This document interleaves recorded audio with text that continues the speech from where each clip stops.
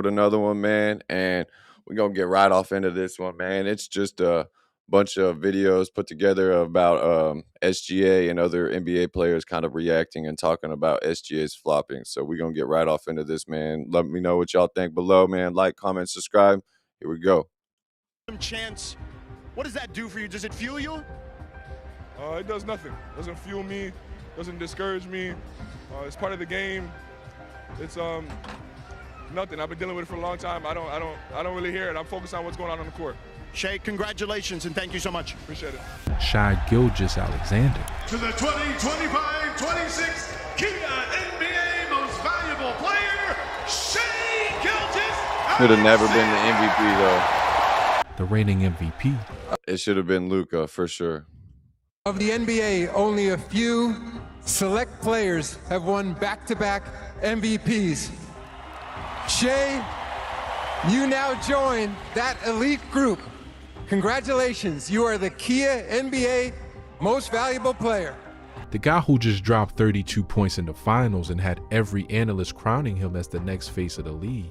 The guy Oklahoma City built their entire future around. The guy kids are buying jerseys of right now as we speak. And NBA players, not fans, not Twitter, NBA players are calling him out. We're talking veterans, we're talking former all-stars, guys who have played in this league for a decade plus, who know what a foul looks like, who know what contact feels like, and they are publicly on record saying Shai Gilgeous Alexander has a flopping problem. But here's what most people are completely missing about this story, because this isn't just about one play. This isn't just about one controversial call. There is a pattern here, a documented, undeniable pattern, and once I lay it all out for you today, you are never going to watch Shai the same way again. And Shai himself, he has something to say about it, and his response is going to surprise you. So buckle up. Let's break all of this down because this story has layers that nobody else is talking about. Let's start with what happened most I recently. love when people can't pronounce basketball players' names right though. Like people call Chet Hologram, or Chet, god damn it, Chet Hologram. Now I'm fucking it up, but like people call Chet, like Chet, but it's Chet, or Shay. They call him Shy. It's Shay. Because this is the play that ripped the lid off everything. Shai goes up for a mid-range Shai. jumper, and if you've watched him this season, you already know this is his bread and butter. The pull-up, the floater, the mid-range, nobody in the league does it Nobody better. touched He him, though. catches the defender just slightly out of position, elevates, and before This is not a foul. He has plenty of landing room. He's not getting touched. This is not a foul. any real contact even registers, his body is already selling the foul. Head snapping back, arms flying, the whole theatrical performance. The refs called it 2 free throws. Shai goes to the line. Oklahoma City gets the points. And the internet, it exploded. Fans immediately started clipping it, slowing it down frame by frame, posting side by Enough. No one's here.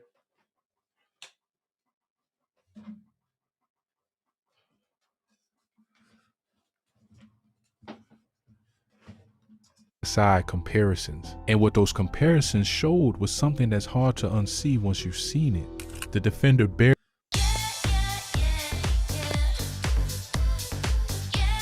Yeah, some of these calls are just so bad, like it's like you're not even trying to hide it. It all starts with Asia. grazed him. We're talking fingertip contact, the kind of incidental touch that happens on 50 possessions every single game without a whistle. But Shai turned that into an Oscar-worthy performance in real time. Now here's where this gets really interesting. He's gonna end up hurting himself falling like this though. That's the dangerous thing for him even, is like all this flopping and falling and shit like this is eventually gonna end up hurting him incidentally. And then maybe he might learn like, oh shit, I should probably stop doing this dumbass shit. I'm gonna end up fucking hurting myself for real. All these falls and shit, bro, he could easily tear his fucking ACL or fuck up his knee, tear his MCL or tear something in his hamstring or pull his hamstring just from this stupid flopping and throwing yourself around to where it just doesn't make any sense. Because the NBA's own replay center, The same system they use to review flagrant fouls and out-of-bounds calls confirmed the foul officially, so technically by the letter of the law the call was correct. But here's the question that's actually driving this whole debate, and it's That's not even by the freaking rule book. This isn't a foul. Even by the rule book, this is not a foul. This is incidental contact. Incidental contact is not a foul. This did not disrupt his shooting form. It didn't disrupt his landing, and it didn't no contact to his arms, nothing. This is a graze of the jerseys pretty much. This is Fox's jersey up against SGA's shorts. That's all it is. This is not a foul. question that goes way deeper than one play. Is being technically correct the same thing as playing the game the right way? Because that distinction, that gap between what's legal and what's right, is exactly what's tearing the NBA community apart right now. And the players around the league, they are not staying quiet about it. Let me be very clear about something before we go any further. This is not fans complaining. This is not Twitter doing what Twitter does. The voices speaking out about Shai's flopping are people who have earned the right to have an opinion on this because they've played this game at the highest level. And when players start talking, you have to listen differently than you listen to analysts or commentators. Players notice things that casual viewers simply cannot see. They understand the subtlety of contact, the physics of what a real foul feels like, the difference between a genuine reaction and a manufactured one. So when they speak up, that means something. The conversation really started. You don't have to play in the NBA to know that, though. Like, anybody who's actually played, like, I'm not saying just pickup ball, but anybody who's played, like, basketball in an actual form, you know what I mean, through high school and shit like that, you can pick up on when flopping and what's not flopping and what contact feels like and what contact doesn't feel like. Like, I played ball my entire life before I was in a wheelchair. So, like, yeah, it's clearly, like, on a lot of these plays, like that one with Fox, like, he could have landed perfectly normal, but he chose not to. Picking up traction with several current players, guys who are still active in the league, began making comments both in post-game pressers and on their own platforms, and the language they used was pointed, calculated. This wasn't accidental. One veteran guard, someone who's faced Shai in playoff basketball, essentially described watching film on him as a masterclass in manipulation. Said that Shai doesn't just draw fouls, he engineers them. He sets the trap before the play even develops. He positions his body in a way that makes the defender think there's a safe path to contest. And then the moment that's not a foul. This in a way that makes the defender that's not a foul. They have to stop calling this. Think there's a safe path to contest. And then the moment that defender commits, Shai initiates the contact and sells the result. Now think about that for a second, because what that player is describing isn't athleticism. It isn't skill in a traditional sense. What they're describing is a psychological operation happening in real time, at full speed, designed to exploit a referee's natural human instinct to protect the offense. Yeah, they practice it. There's been whistleblowers in the OKC camp that come out and say they practice this shit. They practice, Shai practices manipulating the game. He practices doing unorthodox shots when he gets people in the air to try to draw the foul. He practices all this shit. Offensive player. Former players have been even more direct. We've seen retired veterans, guys who built entire reputations on toughness and playing through contact, come out and say flat out that what Shai does crosses a line. Not every play, they're careful to acknowledge that he takes real contact. No, he's a great player. I'll give him 75% of the time, he's a great player. It's what he does the other 25% of the time that's bullshit. Contact that he draws real fouls. But they're pointing to a specific subset of his foul drawing that they believe is pure embellishment. And the term that keeps coming up, flopping, not selling contact, not being smart, not using your body well. The word they're using is flopping, and in NBA culture, that word carries weight. That word has a history, because flopping has been one of the most debated topics in the league for the past 2 decades. The NBA literally created an anti-flopping rule back in 2012. Try a whole world. And they need to enforce it. It's getting way worse. Like, you used to maybe would see 1 or 2 flops, 3 flops a game, and now it's every play down the court. To adapt. Because it had gotten so out of hand, the rule established a fine system. First offense, a warning. Second offense, $5,000. It's Third way worse offense, now. $10,000, and it escalates from there. But here's the dirty secret about that anti-flopping rule. It almost never gets enforced in a way that actually changes behavior. The fines are tiny compared to what these players earn. And more importantly, if the flop works, if it draws the call in the moment, then the fine afterward becomes just the cost of doing business. Exactly. So the players around the league aren't just criticizing They got to Shai. start doing technicals for it. They're criticizing a system that has allowed and in some ways rewarded this kind of play. And Shai, in their view, has simply become the most sophisticated practitioner of an art form that the league created the conditions for. But here's where it gets more complicated, because not everyone is on the same side of this debate. And some of the I voices— remember flopping one time in junior high. I got benched for the rest of the game, and I never did that shit again. It's as simple as that. It could literally come down to just the fucking coaches stepping in finally and taking the hands that, like, okay, this is gonna piss some people off. I know this is our star. I know that we are gonna make some people mad tonight, but we're gonna fucking cut this shit out. Shai goes out there and flops, bench his ass for the rest of the fucking night. defending He Shai won't come out and do that shit again. He won't. It's that simple. It all it would take was him coming out and flopping 3-4 minutes into the game and the coach benching his ass for the rest of the game, and I guarantee he never does it again. just as credible as the ones criticizing him. Several current stars have pushed back hard against the flopping narrative. Their argument is essentially this: every elite offensive player in NBA history has learned to draw fouls strategically.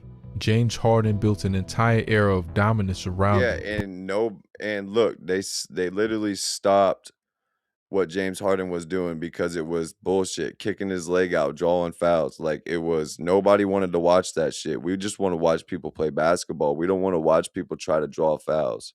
Dwayne Wade was accused of it throughout his career. Even Michael Jordan had moments where he initiated contact in ways that were false. It was not. I just talked about this in the last video where they lined a few videos ago, though.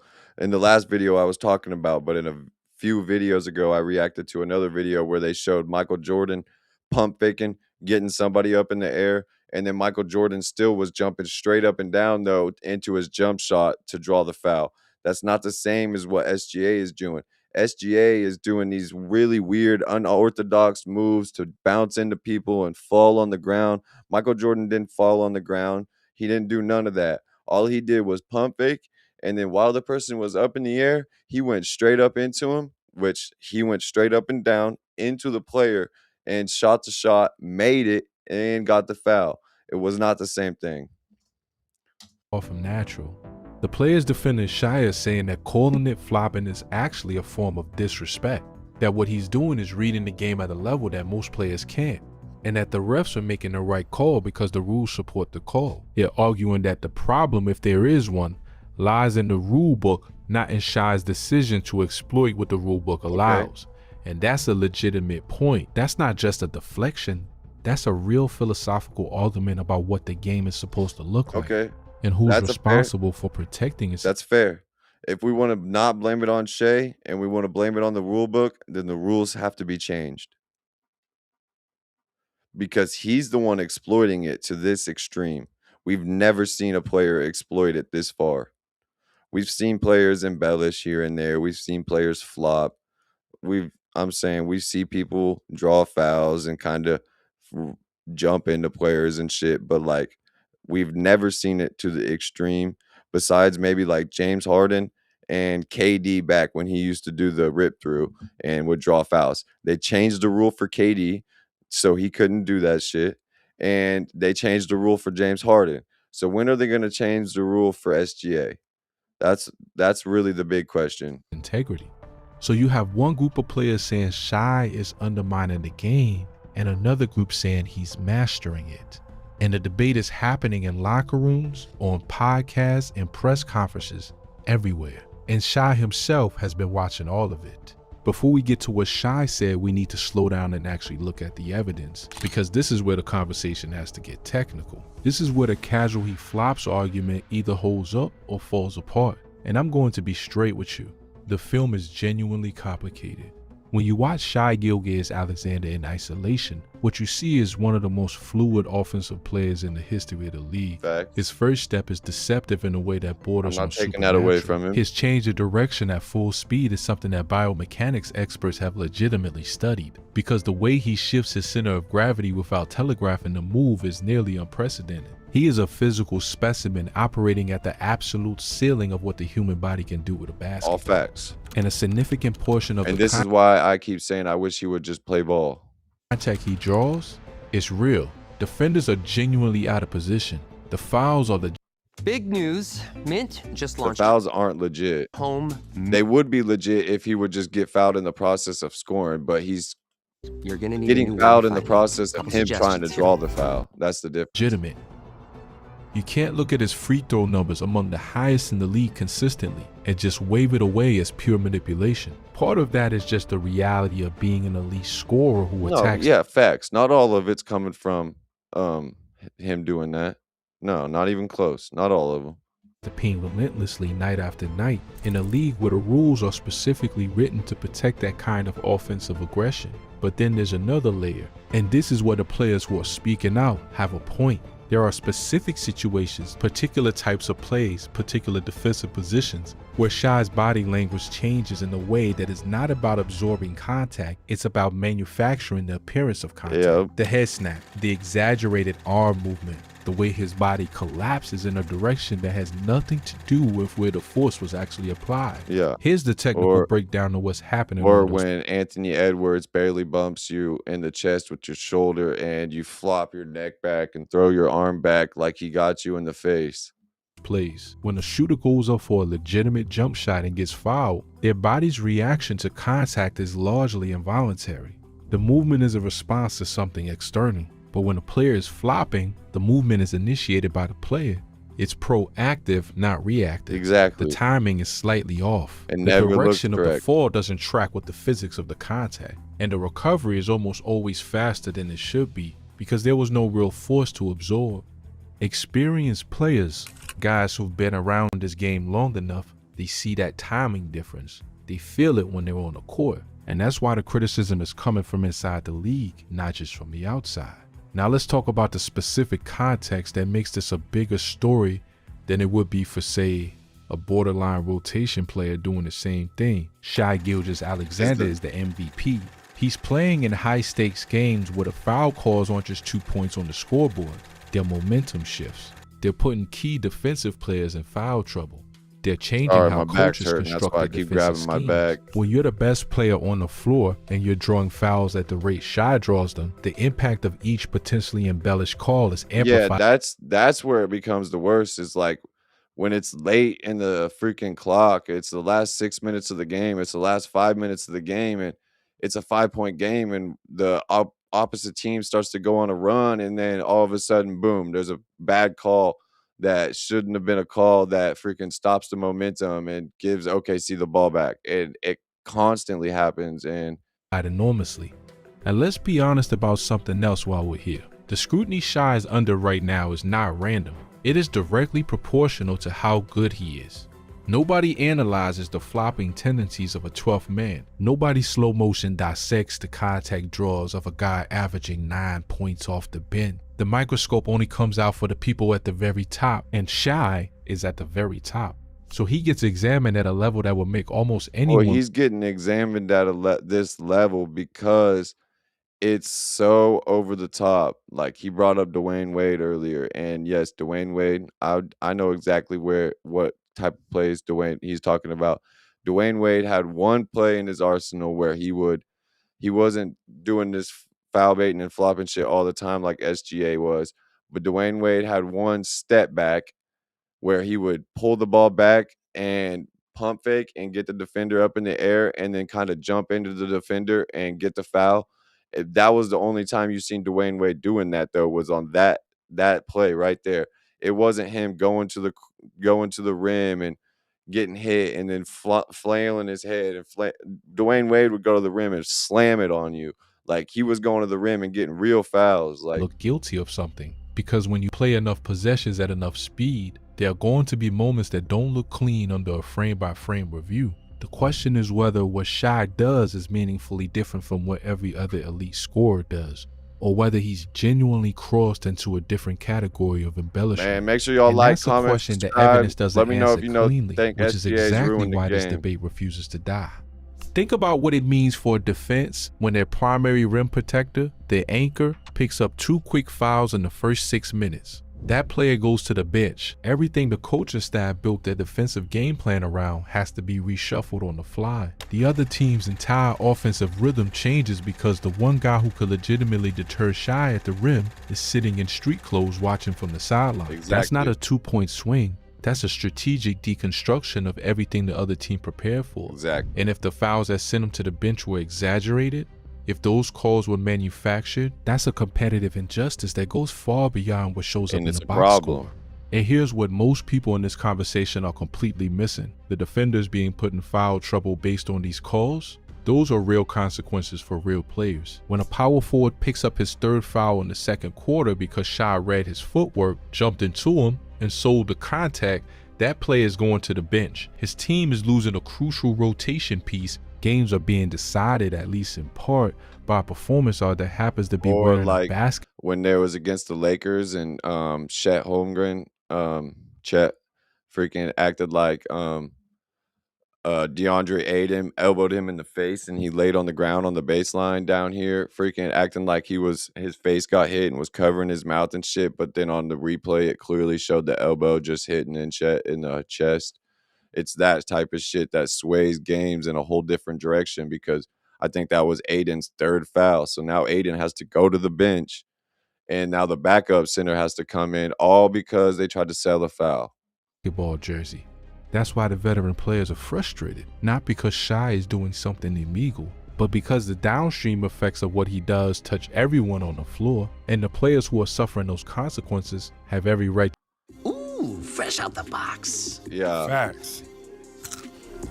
Want it? Let me know in the comments what y'all think about it, though, man. For real. Like, I want to know what y'all opinions are. Make sure y'all like, comment, subscribe. For real. Appreciate y'all. To be vocal about it. So now the question becomes, what does Shai say about all of this? Because he's heard it. He's definitely heard it. And his answer is genuinely one of the most fascinating parts of this entire story. I was just thinking this, like, if I was an OKC player, I don't think that I would have social media because the amount of hate that at least a handful of them get, especially Lou Dort and Chet and freaking Hollenstein, they get hella hate just because of them being dirty players. And then Shai gets hate because of the way he plays. I would not want to be them. Thing about Shai Gilgeous-Alexander that gets lost in the noise of this debate. He is not a reactive person. If you followed him at all, watched his interviews, paid attention to how he carries himself on and off the court, you know that he operates at a different frequency than most elite athletes. I've been saying this. I think he's extremely professional. I think all parts of his game are extremely professional. I just wish he would quit the one part of his game that we all hate. He's measured, he's deliberate, he doesn't take the bait. So when this flopping conversation started gaining serious traction, people expected one of 2 responses. Either a flat denial, I don't flop, next question, or complete silence. The dismissive shrug that elite players sometimes use to signal that outside criticism isn't worth engaging. Shai chose neither of those paths. His response in multiple settings across several different conversations was something much more interesting and much more revealing. He essentially said this: I draw fouls because I work to draw fouls. The rule exists, the call exists. If the referee makes the call, then the call was made correctly by the— No. You should draw fouls in just the motion of playing the game. If you're going to the rim hard and you get fouled, cool. But if you're going to the rim looking to draw the foul instead of looking to score, that's a problem. Standards of the game I'm playing. My job is to play within those standards at the highest possible level. Read that back slowly, because there's a lot packed into that position. What Shai is doing is not admitting to flopping. He's not denying it either. What he's doing is reframing the entire conversation around— He's saying the rules allow it. So if you guys want to blame anybody, blame the rules. He's saying I'm doing it because the rules allow it. That's what he's saying without saying it. Question of what the game is as opposed to what any individual thinks the game should be. He's essentially saying, you can have opinions about how basketball ought to look, but I'm playing a game that actually exists with the rules that actually govern it in front of the referees who actually make the calls. And that is either the most But it's not just that. It's obviously the referees are pushing this one way or the other too. It's not the fact that because there are rules that exist against him flopping. He's not. That's not within the rule book, but he still does it. So the referees could put a stop to it, but they're obviously not putting a stop to it. brilliant deflection you've ever heard, or a genuinely defensible philosophical position, depending on where you sit in this debate. But there was a moment, one specific moment, that got far less attention than it deserved, where Shai actually let his guard down slightly, where the composed, measured exterior cracked just a little. He was asked, point blank, whether he respects the criticism coming from other players, and instead of the polished political answer, what came out was something more human. He said something to the effect that it's interesting how hard players work to stop him, and when they can't, the conversation shifts to how he's getting the calls. He said the same players calling him a flopper are the same ones who want to know his secret. They want you to stop doing it so the game can be called fairly. We want it to just be called fairly down the line, bro, and we want you guys to just play basketball. We don't want either side. Like, as a Lakers fan, I don't like it when Luka does it. Luka doesn't do it near as bad as Shai, but Luka does try to draw fouls, and I don't like it when Luka does it. I'm a Luka fan. I like Luka. I've been a Lakers fan since Kobe, but I don't like when Luka does it. And as a fan of basketball all around, it's a bad look. Is not the answer of someone who is unbothered. That is the answer of someone who has heard the criticism, internalized it, and made a decision not to change, but who also, somewhere underneath the composed exterior, has genuine feelings about it. And that's actually the most human part of this story, because Shai Gilgeous-Alexander has worked his entire— I hope he has feelings about it, and I hope the criticism finally gets to him enough to where he realizes that, like, this is not good for the game of basketball, or this is a bad thing to say. One of these times, he's going to end up doing this flopping shit and falling to the ground, and he's going to end up hurting himself. And that's going to teach him, wait, I probably shouldn't do this shit no more. Because he's going to end up falling to the ground on one of these plays where he's going up for a shot and then decided to, instead of jumping and landing normally, he's going to land all weird trying to sell the shot, and he's going to tear something. And then he's going to learn, like, oh, fuck, maybe I should stop doing this dumbass shit that I'm doing. Entire life to become what he is. He came up watching the game, dissecting it, finding every legal advantage he could build into his game. The foul drawing isn't accidental. It's the product of thousands of hours of deliberate practice and film study. To have the byproduct of that work labeled as flopping, labeled as somehow cheap or illegitimate, that stings. Even if he'll— Well, it doesn't sting to him because we already done established that he practices this shit. He practices the embellishing and the trying to foul or trying to draw fouls and all this. Like, people, this is known. It's 100% known. Like, he practices this shit. never fully admit it. The fans are noticing it too, and fan reaction to this has been split in a way that perfectly mirrors the player debate. Completely tribal, completely passionate, and completely unable to reach a consensus. Walk into any sports bar right now and bring up Shai Gilgeous-Alexander. And we got 9 of y'all in here right now. Make sure you drop a like. What like, you'll get y'all. is two separate, fully formed belief systems talking past each other. On one side, you've got the he's a flopper and is ruining the game crowd.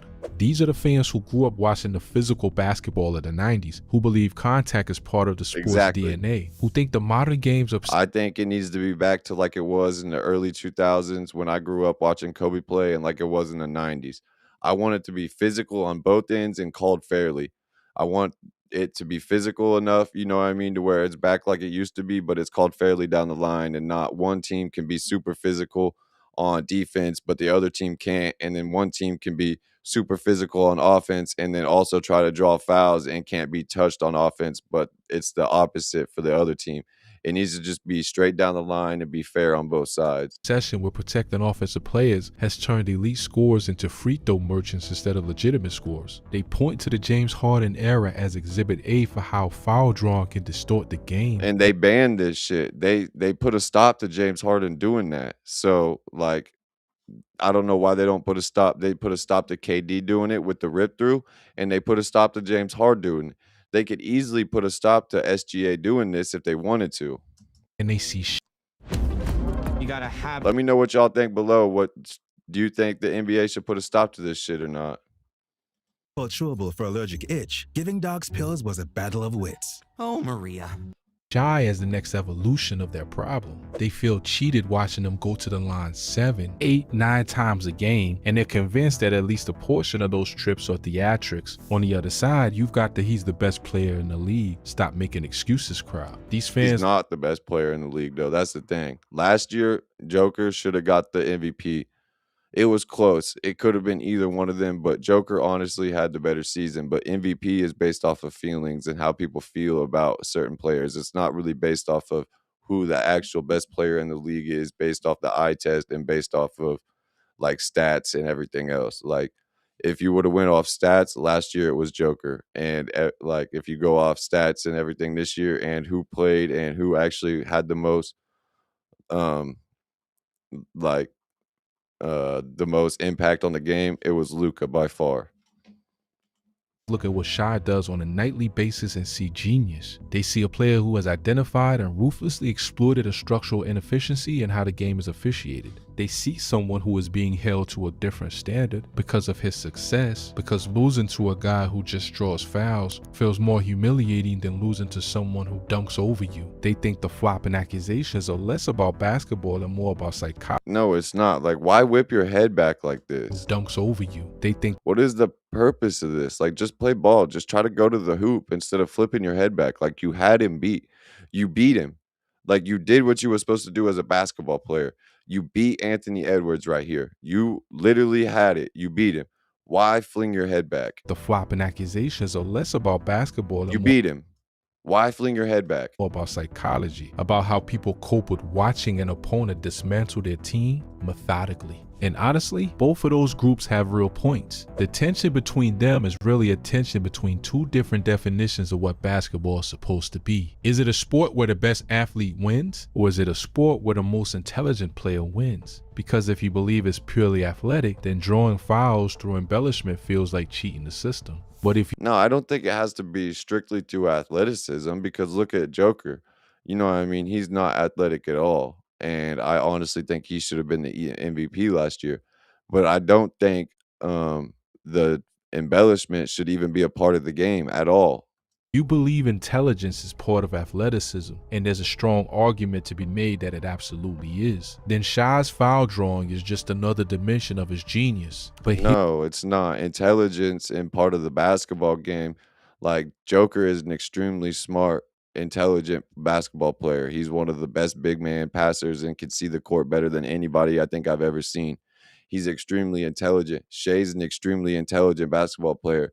But being intelligent and manipulating the game are two different things. here's the layer of this fan conversation that nobody is really examining. The flopping debate around Shai has become, in many cities outside Oklahoma City, a proxy for a different anxiety. For teams that have lost to the Thunder this season, their fan bases are dealing with a very specific kind of frustration. OKC is young, they're ascending. They have Shai locked in at what looks like a generational level. And if you're a fan of a team that spent years building toward a championship window, watching a player who may or may not be embellishing his way to MVP votes and free throw lines feels like a particular kind of injustice. That's not basketball analysis. And we anymore. already talked about this in a video a few, like, I don't know, like 5-6 days ago, where his free throw average is like 12 this year. But if you go back and look at on blowout games where they jump out to a big lead and shit, on those games he'll only shoot like 4-6 free throws. But on games where every free throw is needed, he's shooting like 20 free throws. So that's how they make the numbers seem smaller. So like, yeah, he averages 12 free throws a game, but go to the games where they were close games and they needed all the points and it was a close game up until the end of the fourth quarter. I guarantee he has way more free throws in them games than he does in the games where if they jump out to a 20-point lead in the first quarter, and then he's not doing this shit because he doesn't want to get to the line because he wants his free throw, like his, you know what I mean, point or how many free throws per game that he shoots down, because then it doesn't look like, oh, he's only shooting 12 free throws a game. Well, there was many games this year where he shot over 20 free throws a game. That's grief wearing basketball clothes. And Shai, to his credit, has never engaged with that version of the criticism. He doesn't punch down at fan frustration. He doesn't mock rival fan bases. He stays in his lane, says very little, and then goes out and does it again the next game, which is perhaps the most sophisticated move in the history of the sport. Let's zoom out now. Because the Shai flopping debate isn't happening in a vacuum, and understanding what's at stake for the league is important context for everything we've talked about today. The NBA has an officiating credibility problem. This is not a new observation. Fan trust in referees, already fragile after years of controversial calls, Tim Donaghy's gambling scandal leaving a long shadow, and the ongoing critique that stars get preferential. Look, and when I seen Scott Foster get out there in games 5, 6, and 7, you already know the extender's about to extend the series for real. Like, that's what his nickname has been the extender since the early 2000s. People know, oh, if Scott Foster's refereeing the games, this series is about to go to 7 games. Treatment is seven games makes more money than 4. 7 games makes more money than 5. Lowest points in recent memory. When a debate like the Shai flopping It's the new OM cheeseburger from Applebee's. Now on our 2 for. Sorry for the ad, y'all.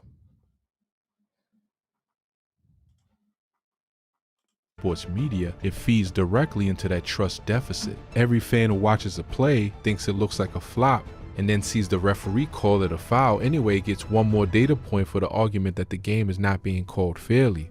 And that's corrosive, long-term, to the sport's credibility. The league has tools to address this. The anti-flopping rule exists. The replay center exists. There are post-game designation systems where plays can be retroactively reviewed, but the enforcement has been so inconsistent that players don't fear it and fans don't trust it. A $5,000 fine handed out 2 days to a multi-millionaire every once in a few months is nothing. After the game, after the win is already in the books, doesn't after matter. The momentum has already shifted. That's not deterrence. That's window dressing. Here's what the NBA front office is genuinely wrestling with. If they crack down hard on foul drawing and embellishment, they change the game's offensive landscape dramatically. Free throw attempts go down, scoring goes down. The individual player performances that drive the league's star-powered marketing machine take a hit. I don't think Shai's points per game or scoring would go down at all if he stopped this. I think he honestly might score more points. If he was just strictly out there looking to score on every play instead of looking to draw a foul and throw up some embellished shot, which a lot of times sometimes it doesn't get called and they turn it over. Sometimes he just misses and they turn it over. Or sometimes he gets the foul and misses a free throw, or you know what I mean? And it's just like, bro, if you was just trying to score instead of doing this, I feel like he would score just as much and would get fouled just as much if he was just going in and playing hard and trying to go to the rim hard. He would get fouled just as much as he does anyway. From a pure business standpoint, that is a complicated trade-off. But if they don't crack down, the game risks becoming something that long-term fans increasingly find difficult to watch. A sport where the outcome is determined as much by acting ability as by athleticism. And that's a different kind of business problem entirely. Shai Gilgeous-Alexander, whether he intended it or not, has become the face of this unresolved institutional tension. He's not the cause of the problem. The structure of the game created the conditions long before he arrived. But he is right now the most visible practitioner of the behavior that's forcing the conversation. And the league is going to have to answer, not just with a memo or a filed schedule, with actual rule changes. I think the coaches could finish it or stop it. If the commissioner just sat down with all the coaches and said, okay, this is what we're going to do. We're going to start benching players for a game if they flop. Simple as that. Shai comes out and flops in the first 3 minutes of the game, bench him for the rest of the game. I guarantee he never does it again. If he gets benched 4 minutes into the first quarter because he flopped, I guarantee he never flops again. His actual willingness to prioritize the game's long-term integrity over short-term entertainment metrics. The players who are speaking out about Shai's flopping, they're not just talking about Shai, they're talking about what they want the game to be. They're using Shai as the example because he's the biggest name in the most prominent position. But the conversation they're trying to start is much bigger than one player, one team, or one season. And it matters who wins that conversation. Because if the league decides to do nothing, if the answer is essentially silence in the status quo, then what you're telling every young player coming up to the ranks is that this is the game now. That embellishment is a skill to be developed, not a habit to be corrected. That the path to the free throw line runs through the acting studio. Oh yeah, we already know that Shai practices shits in studio or in practice. So as much as the weight room, some people are fine with that. Others think it hollows out something essential about the sport. And the generation of players coming up right now is watching how this gets resolved. Because whatever answer the league gives, even if that answer is no answer at all, that becomes the blueprint going forward. So here's where we are. Shai Gilgeous-Alexander is the MVP. He is right now the best basketball player on the planet by a significant number of legitimate measurements. Not even close. Not even close. All the stats don't back that up. All the stats back up Luka being the best player in the league this year by a long shot. So what measurements are we talking about here? Because all the stats, assists, points, like all your ratios and everything, even I think Luka's field goal percentage is better than Shai's. Like I think Luka's 3-point percentage is better than Shai's. I think Shai has a little bit better mid-range percentage than Luka. But like all the stats and points per game and all that shit back up Luka being the best player in the league by a long shot. Scoring, his efficiency, his impact on both ends of the floor, the real undeniable basketball resume is extraordinary. And he has a flopping problem, not on every play, not as the foundation of what he does, but it's there, it's documented, it's visible to the naked eye if you're watching carefully, and the people best positioned You don't even have to watch carefully to see it. His peers, the players who share a court with him, are making noise about it. His response to that criticism is a study in calculated confidence. He's not apologizing, he's not changing. He has examined the argument against him and decided deliberately that the argument doesn't outweigh the competitive advantage. And within the structure of the game as it currently exists, that's a defensible position. But that play right there was such a dirty play that didn't get called. In the structure of the game as it currently exists, that's... Y'all see where the ref's eyes are? He sees this. It's directly in front of him. He sees Hardenstein grab Castle by the dreads and pull on it and doesn't call it. It's a defensible position, but it is going to follow him because narratives in the NBA have a way of hardening over time. Careers get defined by them. And if the flopping label sticks to Shai's legacy the way it stuck to Harden's, if every highlight, every spectacular offensive game, every MVP argument gets filtered through but he flops, that's a shadow on one of the most talented careers we've ever seen. Whether that's fair is a separate question. Whether it's true is the question this video has been. No, it's 100% true. If you can honestly watch him play and say it's not true, then you're just being biased. Trying to, because I'm a Lakers fan and can look at the fact that Luka does what he does and I don't like it. He doesn't do it on near the scale that Shai does it on. Luka doesn't do near the flop. Luka doesn't be flopping and shit, but Luka does try to draw fouls. So and I don't like it. And the honest answer is, it's complicated. Shai draws some legitimate fouls through basketball brilliance. Facts. He also draws some calls through embellishment Facts. that, in a different officiating environment, would never be whistled. The line between those two categories is blurry, contested, and deeply uncomfortable for a league that needs its brightest stars to be unambiguous heroes. NBA players are reacting to him, fans are reacting to him, the league is watching him, and Shai is watching his free throw total go up and smiling that quiet, unbothered smile of his. And somehow, that might be the most telling detail in this entire story. What's your take on this? Do you think Shai crosses the line, or is he just smarter than everyone else on the floor? Drop it in the comments, because this conversation is absolutely not over. Make sure you're subscribed because there is so much more to unpack as this season continues to... Yeah, man. Let me know what y'all think in the comments below, man. Y'all think that what he's doing is kind of ruining the game, or do you guys think that he's just using his intelligence to manipulate the game because the rules allow it?